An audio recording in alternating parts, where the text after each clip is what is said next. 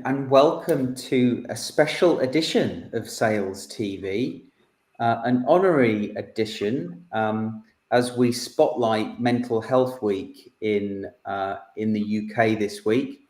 Our special edition is about tackling stress in sales with a growth mindset.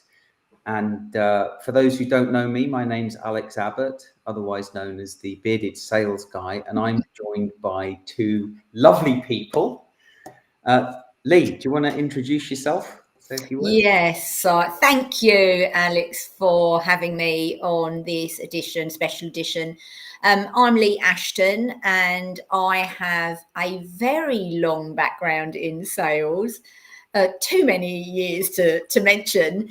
And so I've seen many changes and transitions in the sector and have a big awareness because I work with large organizations developing growth mindset cultures. I've seen a big increase in the pressures on salespeople because sales has become so much more sophisticated than it was when I first went into it. So even though my focus is growth mindset in terms of increasing performance, the way through that is growth mindset so a person can be more at ease with themselves in order to do that performance. So, I'm going to talk a bit about that today. Yeah, I'm going to look forward to that. There's definitely some great topics of discussion to be had there. Thank you, Lee, and Mr. Luke Bowles. Yeah, I'm Luke Bowles. Nice to meet everyone. So my day job, I work for Consalia. I do business development for them, mainly in the apprenticeship space. So we're a sales education business, and what I focus on is our apprenticeship programs for early career salespeople and also senior salespeople as well. Alongside my work at Consalia, I host a 5 Ways to Wellbeing podcast. So anyone who's aware of mental health, they'll probably be aware of the 5 Ways to Wellbeing. It was a theory introduced by the New Economics Foundation, and then Mind, the charity, which everyone's heard of Mind. Mm-hmm. Mind really sort of picked it up and adopted it, and a lot of health organisations now use it as a framework to help people achieve positive mental well-being. And then alongside work, I do a bit in the voluntary sector as well for mental health. So I used to work with the NHS. I was a contracted volunteer with them, and that was in the early intervention service, which is for people who are diagnosed with psychosis. So usually people with bipolar, schizophrenia, and it's a service that sort of helps them address their needs early on, because a lot of the research suggests if you kind of put it in layman's terms, you can nip it in the bud. Presently, I work as a trustee for a mental health charity called Elmore Community Services, and what they do is they help people with complex mental health needs. So the easiest way to define complex mental health needs is someone who has 2 diagnoses at the same time. So say for example, someone's got schizophrenia and they also suffer from addiction. So very involved with mental health. Personally, I've got bipolar, so that's kind of my inspiration for why I get involved in these sort of projects. So yeah, really happy to be joining you today, Alex and Lee. Fantastic. I kind of feel like I need to do another intro after hearing you both. And Luke, that's fantastic. I didn't realize you did all of that. How do you have any time left in the day to do the day job? Well, the volunteering work is usually sort of evenings and weekends. Yeah. And to be honest, I find that if you're passionate about something, you'll make time for it. So, I think making time for helping other people is actually really beneficial for myself. So I'll always make time for it. I think, you don't want to forget where you come from. I come from I've got a background where I've required those services in the past myself. So I think it's really important to give back. So I'll always make the time if it's important. And I guess that's how I make the time. Yeah, fantastic. Well, perhaps we can come back to some of that, because before we went live, we were talking about cricket and how that plays a key part in your week, in your life. But before we kind of get going with the conversation, the topic really is about tackling stress in sales with a growth mindset. And because we're going to be talking about, I think, a variety of things related to that. Let's first, define a couple of things. So, when we say the word stress, it doesn't always mean negative things. I think from my perspective, stress can also be positive. It can help motivate me. But how do you guys feel about stress and defining stress? I don't know if you want to maybe have a go at tackling that first, Lee. Yeah. Now, wherever you have growth, you will have some element of stress. And whenever you step out of your comfort zone to do something new, there will be physical responses to that will increase those stress chemicals in your body. So the secret to doing new things is to do them at a pace and in steps that are comfortable for the person, and you're only thinking about the first step. So I always say you don't need confidence for the whole journey. You just need confidence for the first step. Just decide what the first step is that you can manage, and just know that you are going to get some resulting anxiety when you do something new, because it's new, and that's your body's way of saying have all your senses on full alert so that you don't miss anything because you're doing something new. So whenever there is growth, there is a certain amount of stress. So it's not to be feared. The issue is when the stress is too extreme. If you're being pushed too far out of your comfort zone without taking those steps, then the stress can actually cause paralysis, which means that it also creates bad memories of trying to do that thing, whatever that thing is. And therefore you are less likely to try and do it again in the future.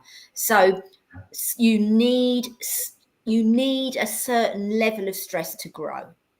Yeah. And Luke, how do you define stress? What's your view on stress in sales? Well, let's start with a definition. Why not? This is from the World Health Organization. Okay. Stress is a state of worry or mental tension caused by a difficult situation. So if we kind of break that down, you could say that sales is going to be a very stressful environment, because you're going to be presented with a number of difficult situations in your job. So I kind of think to myself, well, what's a really common difficult situation that I face? One of the key ones for me is performance against target.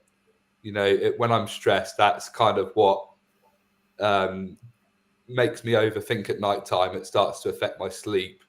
I start to worry and have fear too much, because I don't think I've got the resources available to meet the target.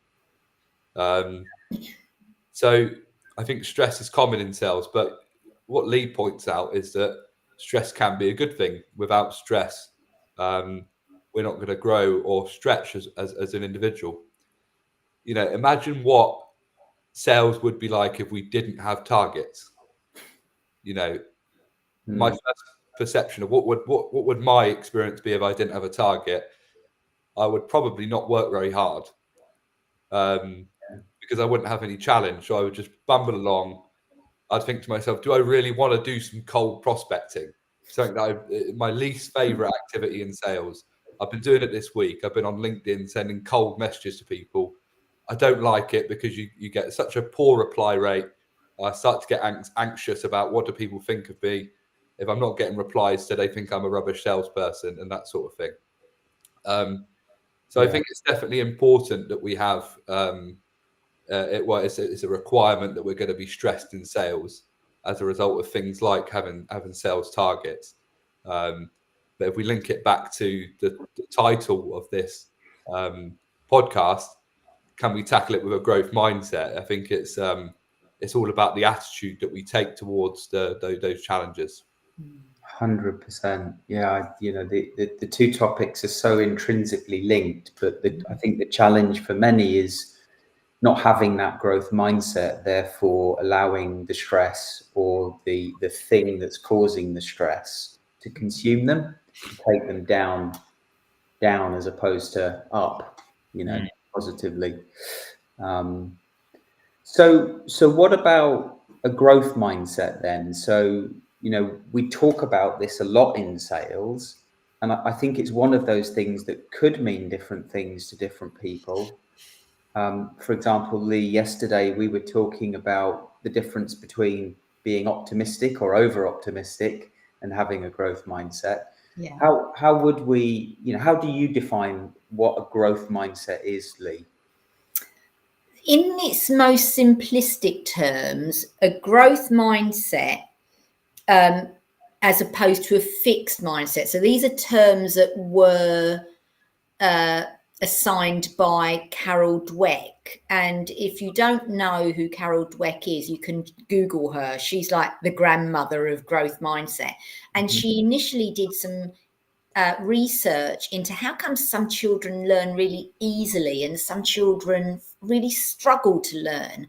And she's a professor at Stanford University, and in her research, she found that the children that learned really easily had something that she termed grit. And on further research, she uncovered a bit more that these children thought in a different way. So the growth mindset children would see mistakes as part of learning. They would see purposeful practice as a journey from not being able to do something to being able to do something. They would experience feedback from their teachers as an opportunity to get better. And so these children have, they can see the potential in themselves much more. Whereas these children will be saying, well, I can't do maths. Like, I can't play a musical instrument. Nobody in my family has ever played a musical instrument. Yeah. And that's not me. I can't do that. And so that kept them stuck. But she also uncovered in her research that if you praise children too much, like you're amazing, you're really a genius, then that can also have a detrimental effect, because it can cause children not to tackle things that they think they might fail at. So even though they might initially be like growth mindset and they're doing great things, if you use that kind of language, you actually stop them being more courageous in doing more of those things. So it's better to praise effort rather than results.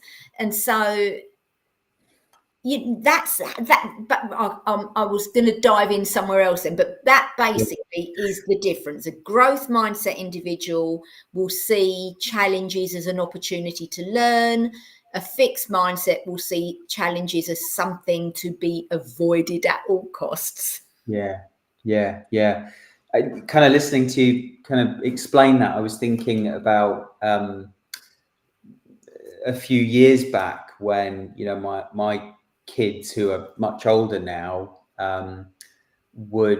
there was a time when they would give medals out to the losers in football.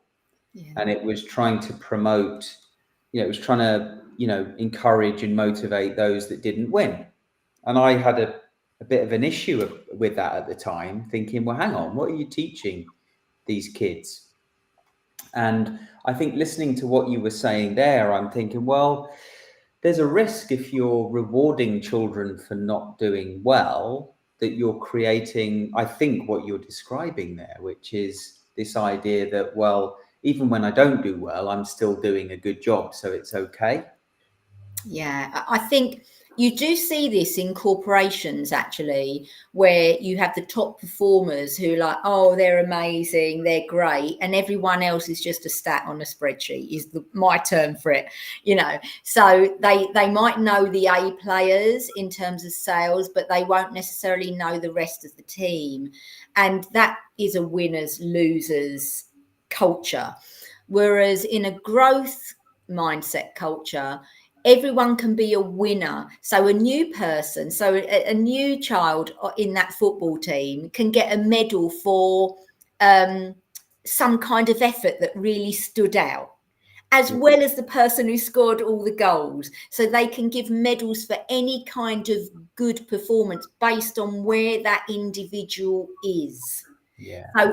So in a sales team, how that plays out is that someone who's only been with the company, say 3 months, they've got the biggest percentage growth in their sales. It doesn't mean they're at the top of the leaderboard, but they still, in terms of percentage growth, they've done a great thing. So everyone is recognized for improvement, for incremental growth, and that makes everybody feel like a winner.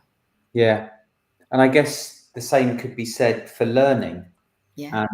And an individual taking it upon themselves to learn new things. And I think, you know, that perhaps plays into what we all do. We all teach in some form or another in our respective roles. But Luke, I can't help but think, you know, with your role at Consalia and the great work that Consalia do to help others, that you might have a different perspective on a growth mindset in relation to learning versus performance, or not. Yeah. Well, when it comes to like sales performance, we believe at Consalia that anyone can be a great salesperson with the right mindset. So that in itself is an evidence of growth mindset, isn't it? Because it's saying that regardless of the challenges that the salesperson's going to face, if they adopt the outstanding positive mindsets, which for Consalia are authenticity. So can you be an honest salesperson? Can you be someone that someone is going to trust? Can you be client-centric? Can you take an interest and actually want to research the client and understand more about them? And then we go further into proactive creativity. You use someone that can come up with ideas for the customer and suggest things that they haven't come up with before. And the final one is tactful audacity, which is being bold and actually challenging their thinking. So that implies that anyone can be a great salesperson if they apply the right mindset. So when presented with any sales challenge, they can be successful if they think about things in the right way. Yeah. And if they align their behavior in the right way to an opportunity. Yeah, it's a really good point. You know, I've got 3 sons, 2 of which are in sales, and some of the conversations that we have are related to thinking about things differently. And I can't help but think that there are many salespeople out there that are feeling the same levels of stress as a result of not perhaps having the experience that the 3 of us might have, where we've had the luxury of building our resilience and our grit, as you say, Lee, over time, over several years. And we've sort of built that self-efficacy, that feeling of trying new things and knowing that there's always something else that we can try. And when we feel it works, then we add it to our, you know, to our bow, if you like, and we do more of it. But for many less experienced salespeople out there, they perhaps don't have that built in just yet, and they're stuck under that umbrella of stress because they're being told to perform, yet don't quite know how to perform or don't have the guidance from their leadership to brainstorm through these things and try, have the freedom to try new things. What advice would you have for those salespeople that are perhaps feeling that? I don't know who wants to go with that one first. But if there were one or two pieces of advice you could give to salespeople in that position, what would it be? Well, this is something that I tackle in my day job all the time. And if we look at growth mindset specifically, there are 9 elements, but there are 3 elements of growth mindset that increase resilience. And I think that when somebody is struggling, just focusing on those 3 actually will develop more resilience to tackle the challenges that are very apparent in the sales sector. So in order to build resilience, you need to focus on these 3 things, and that is the attitude to feedback, failure, and growth. So attitude to feedback is seeking out feedback.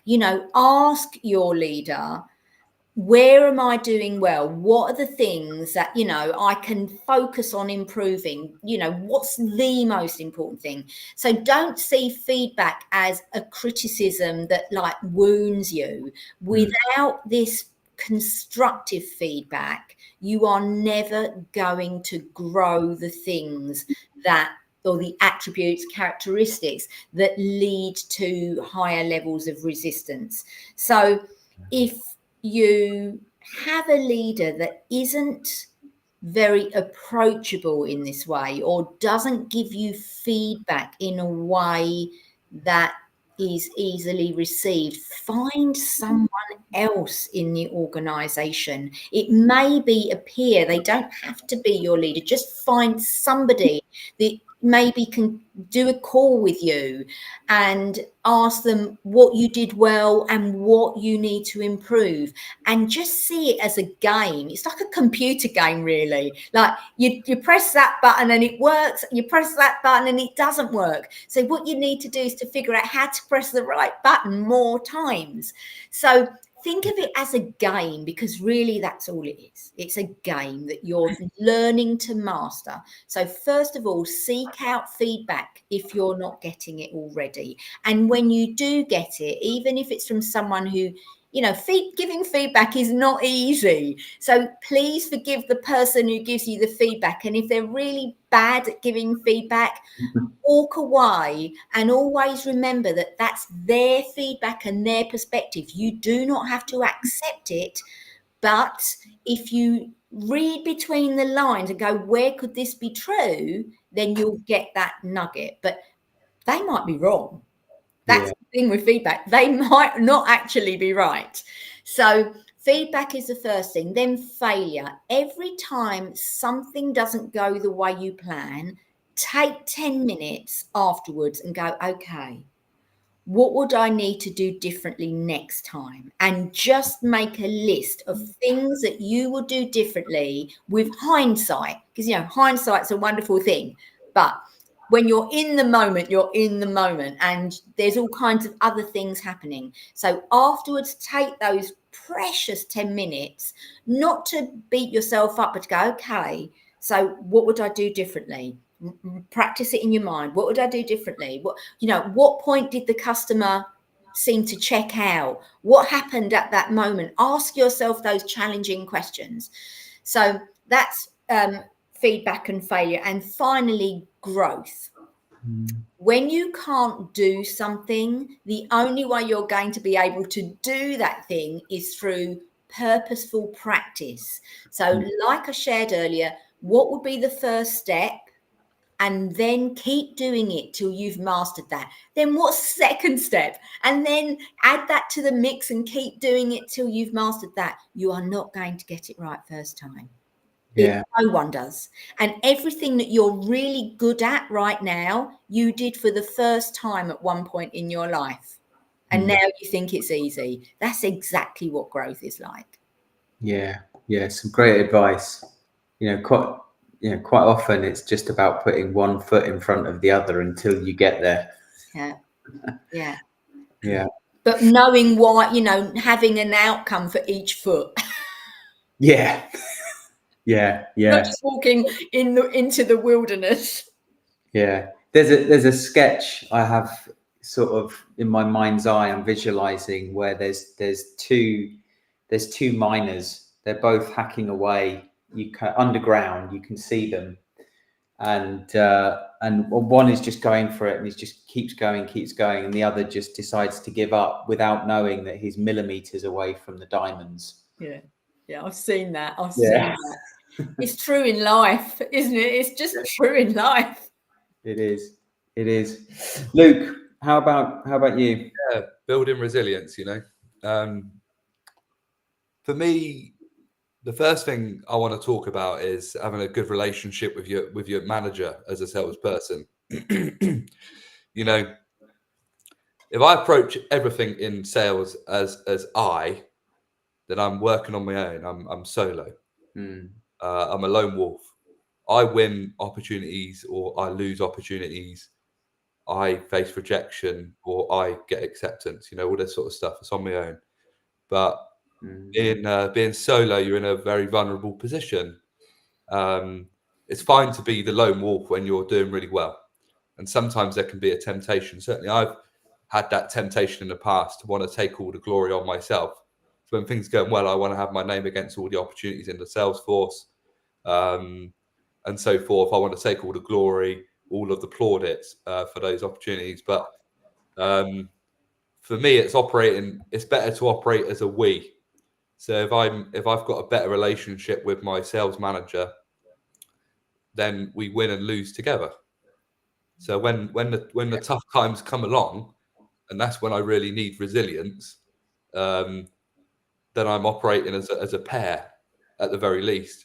I might include other team members in that as well. So my advice to the salesperson is being a lone wolf isn't very effective, and will probably put you under more stress. If we link back to the theme of the podcast. So it can be all well and good operating as a lone wolf. Some people might prefer it. I've certainly wanted to be that in the past. But it doesn't help when the tough times come along. Yeah. And the other thing is kind of like it's to build resilience. It's all about connections. So that's one of the 5 ways to well-being is to connect with other people.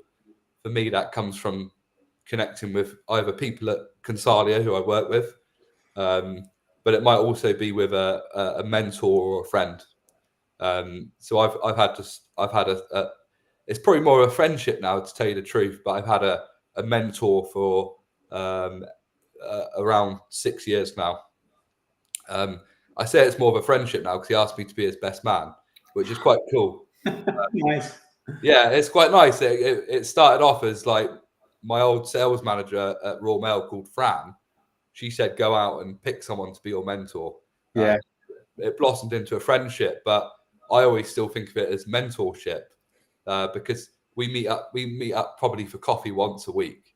And that's the time when I'm building up my resilience with all of the feedback and advice that I'm getting from him. Yeah. And so I'd always say to salespeople, especially if you're in a role like I am, which is business development. So if you're in a role that's new business, it can be really lonely because if you're an account manager, you have your existing accounts that you work with. Of course, by the way, you face your own challenges. I'm not demeaning account management, but new business is a completely lonely place. So you need those friends around you. So that's why, for me personally, having a good mentor, having good colleagues, having a strong manager that I can share my problems with, that's how I'm resilient. And instead of being solo, I'm operating as a we rather than an I. Yeah, I love that because there's selling is a team sport, really, when you think about it. We in sales can't sell unless we have the support, especially if we're representing a company, of course. I'm not talking about a single consultant, but if we're selling to a company, representing a company, it's really a team sport. You need the support of those people around you. And if all you do as a salesperson is blow your own trumpet, you lose the support of those people around you. So, my experience of that, and I used to have a manager that used to tell me, when I wanted kudos, he would say to me, "Well, you get paid the commission. The kudos goes to the team." Nice, that's nice. That sounds like a good leader. Yeah, a very good leader. He was one of a few leaders that I would consider, who was my manager, my direct manager, that I would consider as a true leader. That was also a combination of my manager, who was a true leader, but also was a mentor and a coach, depending on the situation. And helped me grow into a leader myself, which was a tough transition, even with a strong leader like that. But for many, it's an impossible transition to make.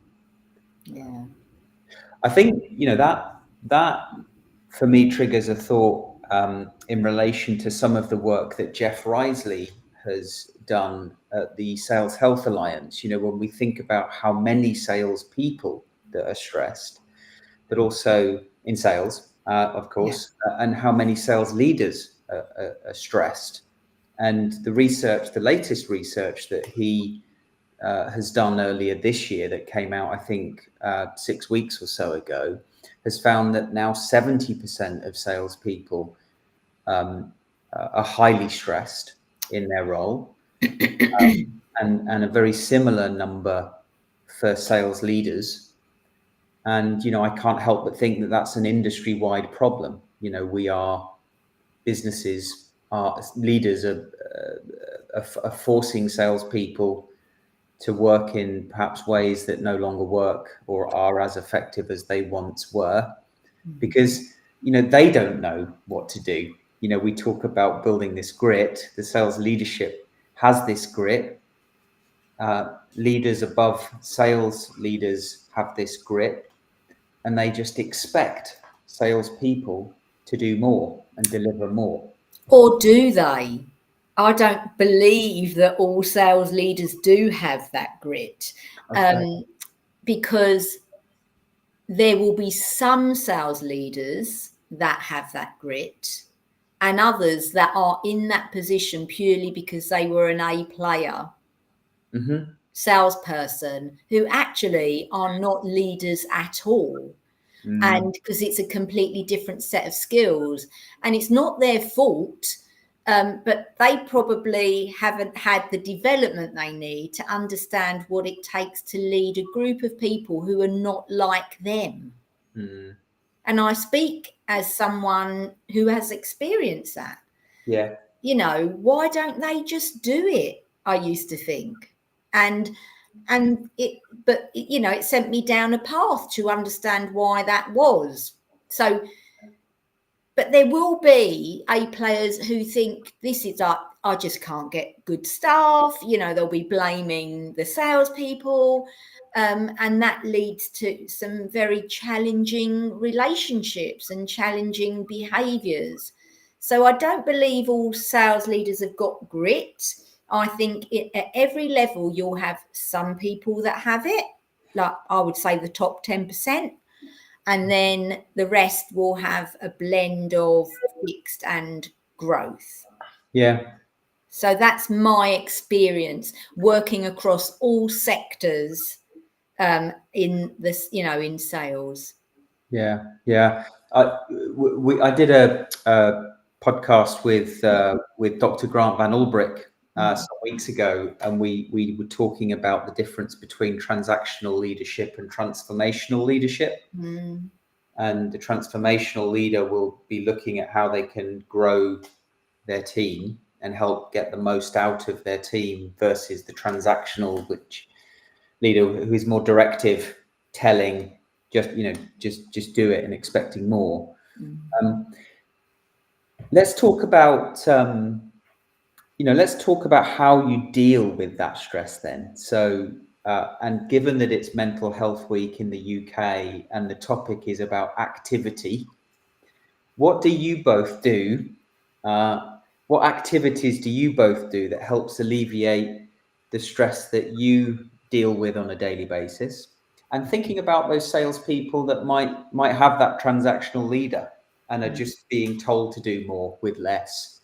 What can they do to help alleviate some of that stress? But I'd love to hear your stories. What do you guys do? Luke, tell us about your how did you describe it?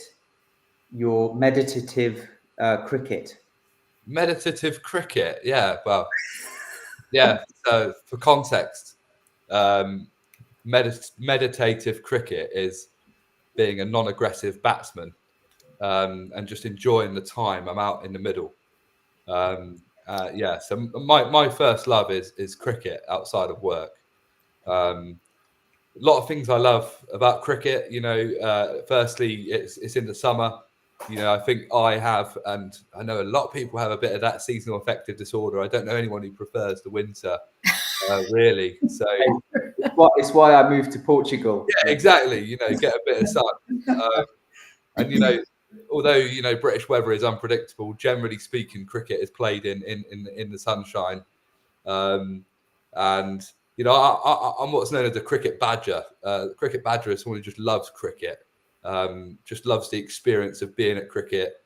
Not necessarily competitive.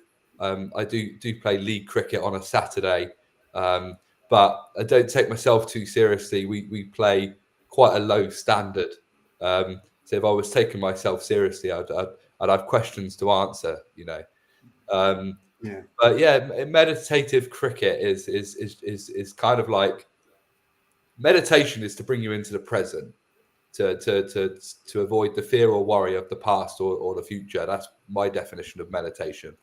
So meditative cricket is being in that state of almost a Zen state at cricket all day long. I love the connecting with other people. I'm getting to be active. Because it's a lower level recreational sport, we have to sort of do jobs around the club to sort of keep it going. So there's always a bit of giving to others back. And yeah, it's just a wonderful experience. Yeah. Do you ever find you get in the zone, right? There's nothing that you couldn't do there's nothing, you're hitting fours, everything's working for you.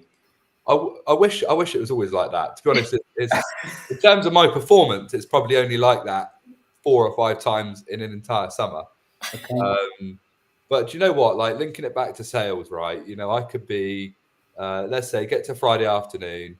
I might be stressed about performance against target, or a bit of anxiety about what prospects think of me, or whatever's causing stress. Maybe a bit of rejection. But I can close the lid on that laptop, enjoy my Friday night, forget about work, and then I play cricket Saturday and Sunday. And I couldn't give a monkeys about what's happening in my pipeline for the whole weekend, because it really does help me switch off.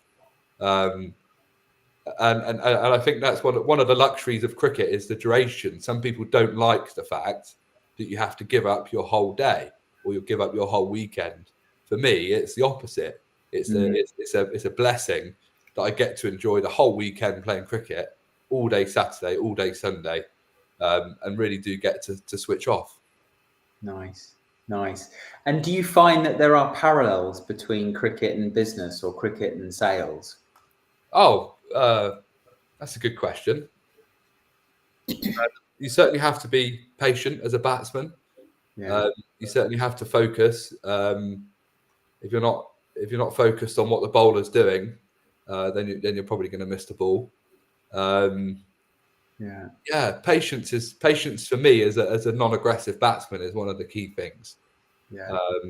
But you know what? I would say actually the beauty of it is there are almost no parallels in a way. You could probably draw some parallels, but the beauty of it is there are almost no parallels to my day job.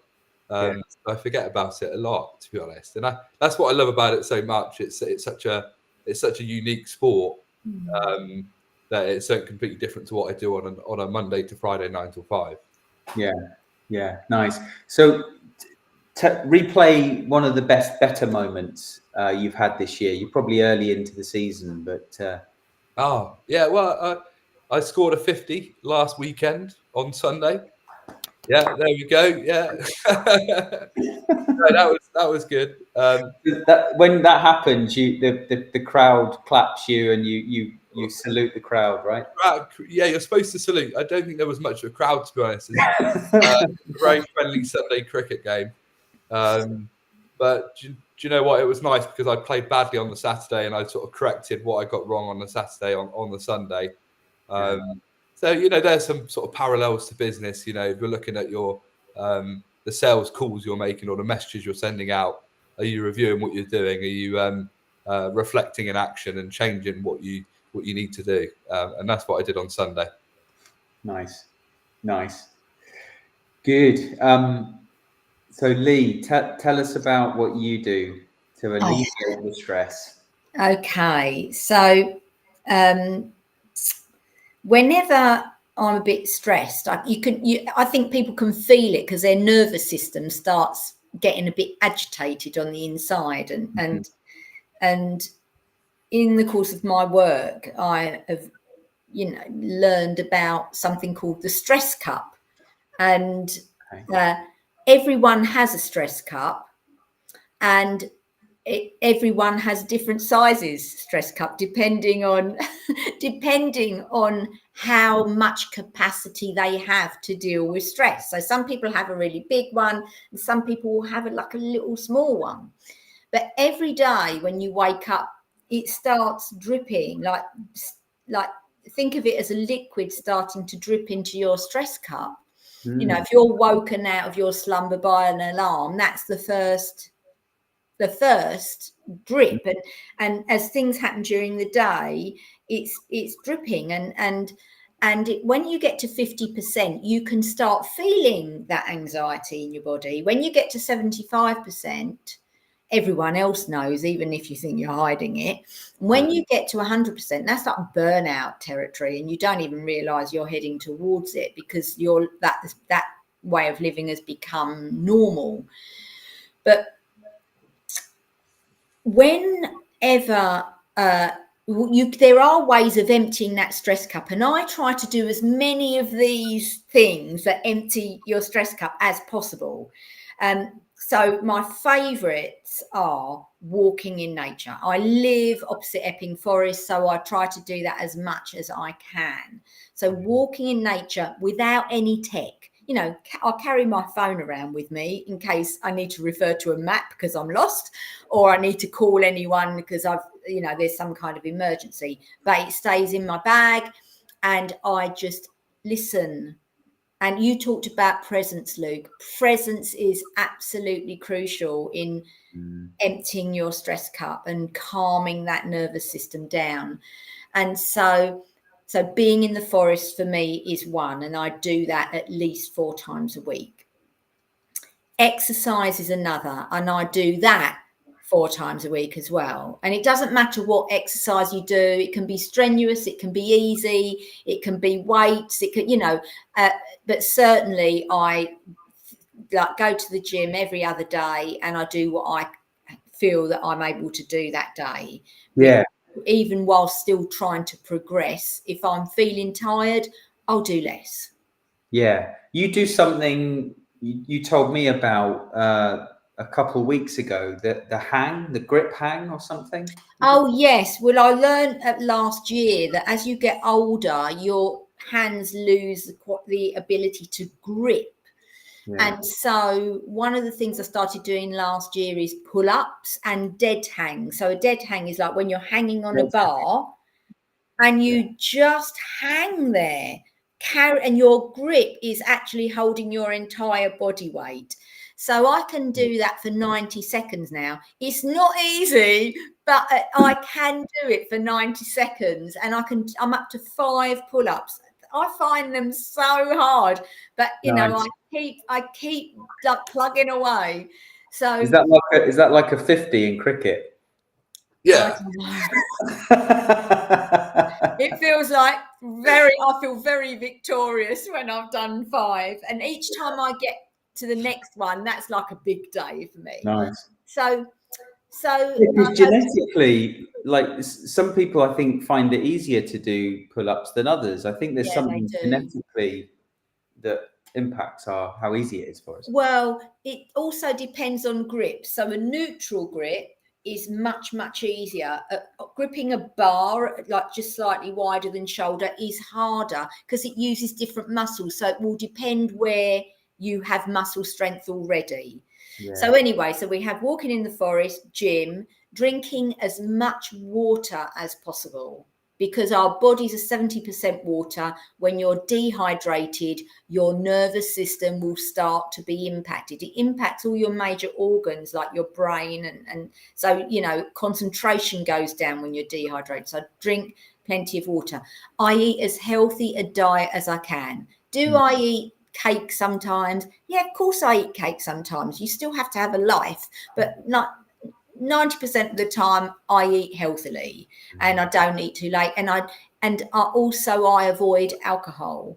So because alcohol is a stimulant, like coffee is a stimulant. So all of these will stimulate your nervous system to increase anxiety.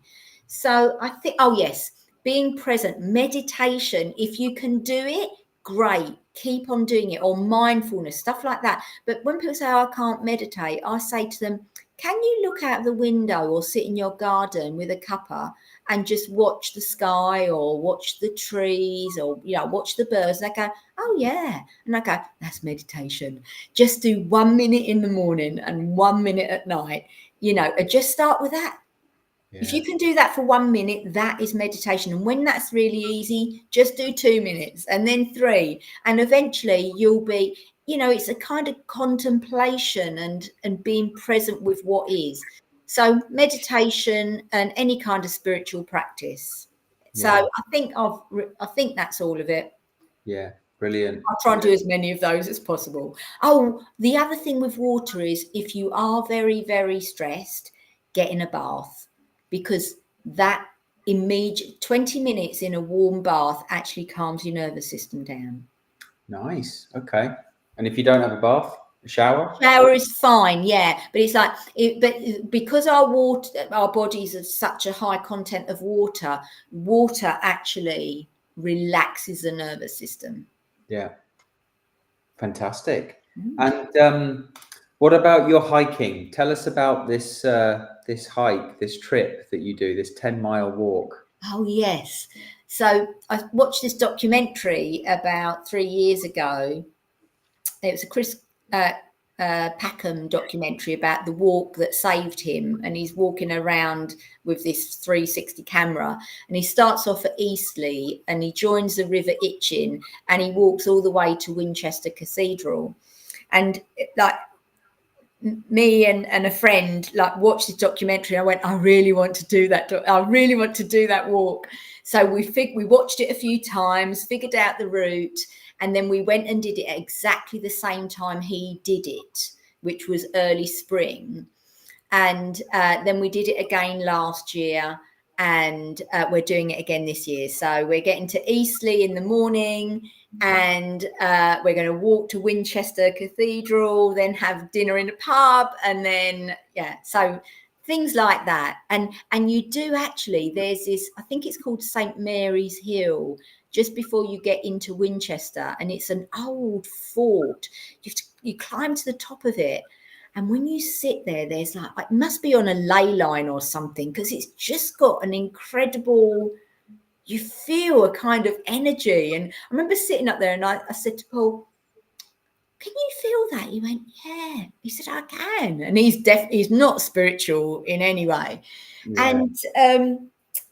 And so there's like really nice things to do along the way. So that will be a whole day of hiking and relaxing and being in nature. Lovely. It sounds wonderful. And when you're doing this trip again soon? Yeah, I'm doing it on Sunday. You are doing it on Sunday. How many times have you done it? This will be the 3rd time. It's become an annual pilgrimage. Yeah, I feel there's potentially a LinkedIn post opportunity for next week. Yes, for sure. I'll have to take some pictures. The thing is that when I'm in it, I never think to take pictures, and I get to the end and I go, oh, I should have taken a picture. Yeah. Brilliant. So we're almost coming to the end. I think some final thoughts I'd like to leave with everyone is in relation to overcoming fear of failure, right? So when there's a stressful environment, typically it isn't the time to try new things. But what advice have you got for our viewers that might fear failure and kind of allow that sort of paralysis? I think you mentioned it early on, Lee, about stress sort of paralyzing you. You know, when that's happening, or there's a high stress situation, you know, what advice have you got for our audience in terms of overcoming that fear of failure? Well, it's first of all, it's really natural to have some fear of failure. You know, if we didn't fear failure, we wouldn't strive to not fail and or to get out of danger. So no, there's nothing wrong with you if it's under control. But when it's excessive, if you have a fear of failure and it's keeping you awake at night, then the thing to do, is a really practical thing, is to think, okay, so is there anything I can do now to change? So if it's like you haven't got your target, Luke mentioned that a couple of times, and people get, if you lose a deal, that kind of thing, is like, first, while you're in it, just do as much as you can to take steps towards trying to alleviate or lessen the failure.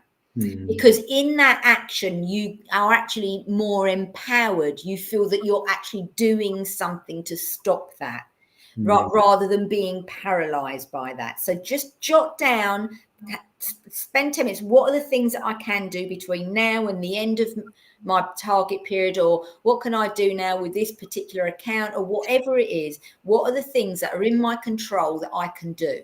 So if a customer says no, you know, then they've gone somewhere else. That's out of your control, but you can then go, okay, so what would I do differently next time?